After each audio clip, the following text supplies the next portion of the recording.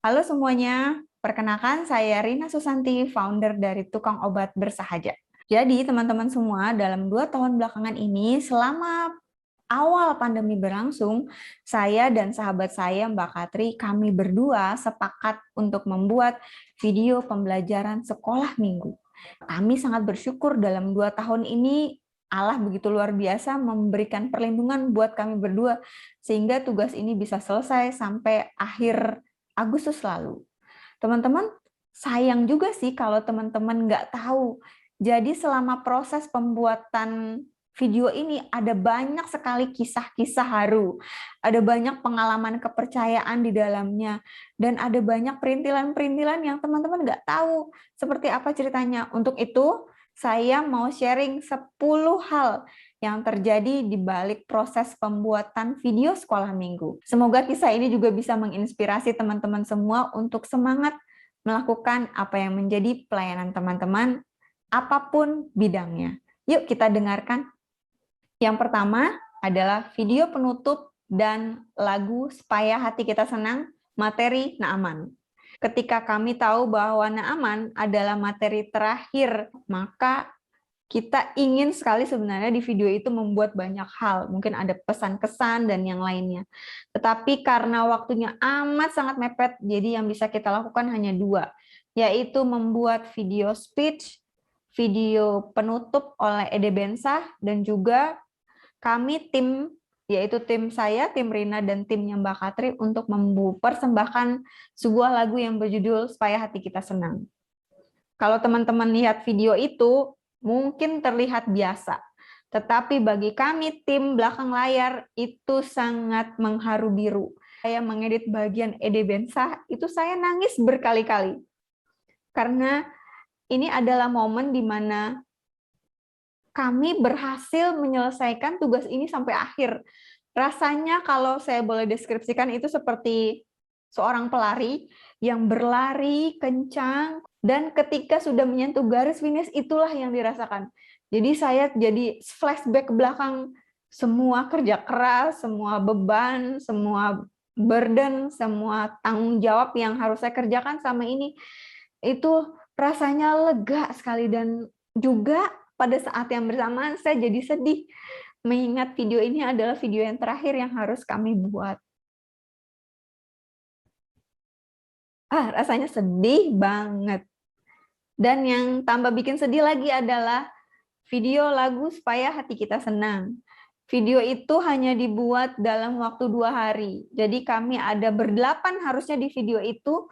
Kami tapping lagu Supaya Hati Kita Senang di rumah masing-masing dengan layar green screen. Kemudian salah satu talent yaitu Mbak Osi, itu ternyata hari itu kesleo, jadi dia jatuh, jadi akhirnya nggak bisa tapping video itu. Jadi, wah, ada aja dramanya. Padahal kita sudah mengusahakan yang terbaik, tapi tetap aja di tengah jalan ada aja hambatan. Saya ngerasain ya, benar-benar haru banget nonton video itu. Meskipun itu lagunya sudah sangat familiar, Supaya Hati Kita Senang, saya merasakan rasanya bukan hanya senang, rasanya sedih, rasanya campur aduk banget. Dan ngerasain bahwa ini benar-benar sudah selesai, dan orang-orang yang ada di gambar itu adalah perwakilan dari kami semua, tim belakang layar yang sudah bekerja selama ini. Dan kami berhasil menjadi pemenang-pemenang sampai di garis akhir. Jadi kami ngerasain semangat, terima kasih untuk semuanya. Rasanya itu seperti euforia yang sangat menggembirakan, bisa menyelesaikan tugas ini dengan baik sampai akhir. Dan setelah itu, saya pun tumbang dan tepar selama beberapa hari. Karena emang proses editingnya emang sangat berat dan sangat memakan waktu. Kedua, merah putih, materi Elia dalam perjalanan ke Gunung Horeb. Video Elia di perjalanan ke Gunung Horeb itu, karena itu tayang di tanggal 15 Agustus, jadi kami sepakat untuk bikin video semuanya nuansa merah putih dalam rangka Hari Kemerdekaan. Tetapi teman-teman tahu nggak, di belakang layar itu susah banget untuk menciptakan atmosfer ini. Dari mulai menggambar graf desain awal, kemudian juga pemilihan talent. Jadi kalau teman-teman lihat di video ini ada banyak anak-anak yang terlibat. itu saya ambil dari berbagai macam tempat. Jadi kalau kita mulai dari video yang terakhir ya, di video terakhir itu ada gambar Indonesia. Itu sebenarnya anak-anak itu adalah perwakilan dari Indonesia. Ada yang dari Kalimantan, ada yang dari Jogja, ada juga yang dari Raja Ampat di Papua. Dan bayangin itu waktunya sangat mepet untuk mengerjakan itu semua. Juga di video ini ada banyak sekali revisi bolak-balik. Ada banyak scene di mana kualitas audionya kurang bagus atau kualitas gambarnya yang kurang bagus. Sehingga itu bolak-balik revisi. Dan itu benar-benar ngabisin waktu banyak banget buat kami. Dan pengerjaan video tematik itu memang jauh lebih sulit dibandingkan dengan video tanpa tema yang tertentu. Yang ketiga, suasana menjelang COVID. Materi Elia dalam perjalanan ke Gunung Horeb. Ketika video isi cerita ini berlangsung, itu salah satu talent kami juga sedang dalam proses isolasi karena COVID. Jadi cerita sebenarnya di balik belakang layar ini adalah bukan Ibu Nova yang ngisi cerita ini. Jadi video itu harusnya Denny yang mengisi cerita. Cuma karena Denny ngerasa kayaknya saya capek, kayaknya saya meriang, saya nggak enak badan deh. Akhirnya dia bilang, videonya nanti dibikin sama Nova ya, gitu. Oke, siap, gitu. Jadi bayangin aja teman-teman, ketika video ini berlangsung, Denny itu sebenarnya lagi nggak enak badan, lagi demam. Entah karena COVID, entah juga karena apa, saya nggak tahu. Tapi yang pasti, 1 hari setelah proses video tapping itu berlangsung, anaknya udah mulai tuh rasanya udah mulai nggak enak, dan juga akhirnya Nova juga sakit, dan setelah dites ternyata mereka COVID. Kalau nggak salah hari Kamis atau Rabunya itu kan saya demam panas gitu kan ya. Nah itu anak saya pas sakit itu si Nova yang melanjutkan itu bikin videonya. Hari Sabtu bisa dikumpulkan ke berita gitu kan. Nah gitu. Setelah itu kalau nggak salah Sabtu videonya selesai dikumpulkan ke berita, nah saya sembuh tuh. Saya sembuh, giliran Nova sama anak-anak yang mulai sakit gitu kan. Pertama awal itu kalau nggak salah si Fania sakit di hari Seninnya, terus Selasa aja anak-anak sakit, terus kemudian hari Rabunya tuh si Novanya yang sakit. Nah pas hari Rabu atau Kamis itu si Nova udah serasa gitu penciumannya udah mulai kabur. Nah pas dari situlah kita memutuskan untuk tes antigen, dan di situ mereka bertiga positif. Jadi bayangin aja teman-teman, saya merasa sangat berterima kasih meskipun mereka semua dalam keadaan mungkin kondisinya sedang tidak sehat, tetap harus ngedirect agar video itu berlangsung dengan baik, dan juga punya tanggung jawab yang sangat luar biasa untuk menyelesaikan proses ini sehingga itu bisa dikirim. Iya, ada perasaan ini kan tanggung jawab saya selama minggu gitu kan ya. Paling tidak karena ada rasa tanggung jawab itu, saya merasa bahwa saya mesti menyelesaikan tugas ini gitu kan, supaya dikumpulkan sebelum deadline-nya ke Bursa gitu kan. Nah pas saya lagi sakit gitu, saya mikir gimana ya, saya lagi sakit, badan juga aktif, tapi saya mesti menyelesaikan video ini gitu. Jadi saya minta bantuan Nova kan. Ya udah deh, dari aja kalau gitu kamu yang rekam aja, aku yang ngomong gitu di dalam video itu. Ya udah, akhirnya kalau cuma rekam doang saya bisa itu kan ya. Dan akhirnya pas memutuskan, pas saya sakit terus saya rekam videonya, si Nova yang ngomong di dalam video itu.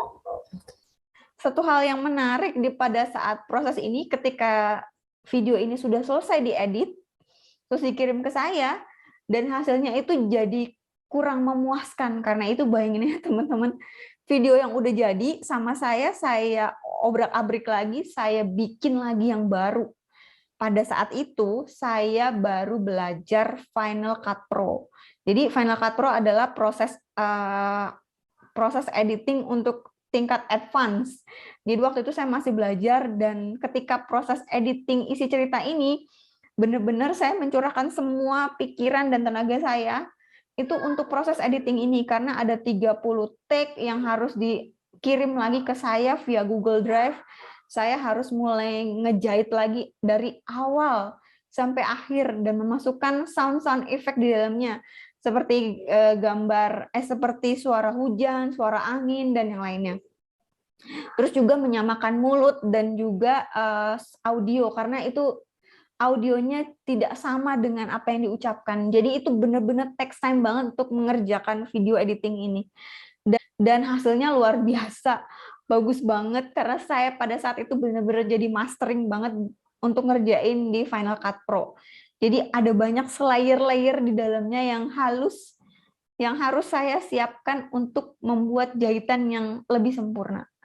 Dan benar-benar itu selesainya pas di hari hanya. Yang keempat, serangan fajar, materi Elia dan Janda. Teman-teman semua, sebagai seorang editor dan juga director, saya harus siap dengan apapun yang terjadi di lapangan, seperti di video ini. Jadi sebenarnya di video ini adalah video lagu pembuka dan juga video lagu penutup. Jadi saya cerita di video pembuka dulu. Jadi karena di video pembuka yang harusnya deadline-nya itu hari Rabu, tetapi karena sesuatu hal, video itu tidak dibuat. Dan pada saat itu saya mengalami serangan panik. Bayangin ya teman-teman, hanya tinggal beberapa hari lagi. Video itu harus sudah siap di meja saya untuk editing, dan video itu tidak dibuat. Akhirnya ketika hari itu juga hari Rabunya, hari Rabu sore, dan akhirnya saya pikir, apa yang harus saya lakukan dengan waktu yang sangat mepet ini? Dan serangan fajar pun terjadi, di mana saya harus mencari siapa nih orang-orang yang membantu saya dalam keadaan mepet seperti ini. Waktunya sangat singkat, jadi hanya hari Kamis dan hari Jumat. Jadi akhirnya saya pikir, siapa yang bantu saya? Akhirnya saya telepon Mama Al, terus tolong please bantu saya, dan akhirnya beliau dengan suka hati untuk membantu. Dan itu proses bikin videonya tuh sampai malam banget, hari Jumat malam. Saya juga tanyain, waduh udah last minute banget. Dan kalau teman-teman lihat hasilnya emang seperti biasa bagus gitu, tapi di dalamnya itu penuh dengan drama dan kepanikan, karena kita harus mengejar proses tapping yang sangat pendek dan juga proses editing, karena bukan hanya sekedar memasukkan gambar saja, gambarnya juga harus dipilih sesuai dengan karakter anaknya dan juga karakter lagu itu. Dan benar-benar Tuhan itu baik sekali. Tuhan itu sungguh baik buat saya. Ketika saya udah nggak mampu lagi, ternyata semua itu bisa berjalan dengan smooth. Padahal pada saat itu keadaannya rasanya chaos banget. Susah banget untuk memprediksi ini bakalan selesai. Karena saya hanya punya waktu hari Jumat malam, itu baru selesai, dan saya hanya punya waktu beberapa jam untuk editing. Wah, ini luar biasa banget deh. Dan juga video penutup. Nah, di video lagu penutup ini juga karena sesuatu hal lagi tidak bisa dikerjakan videonya. Jadi akhirnya saya putar otak lagi, bagaimana caranya untuk bikin video yang isinya anak-anak bernyanyi, sementara mastering lagu. Jadi mastering lagu itu ketika ada beberapa anak bernyanyi, kemudian dikumpulkan suaranya, disatukan. Itu tuh prosesnya panjang sekali. Proses mixing audio, percayalah teman-teman, itu sulit sekali untuk dikerjakan.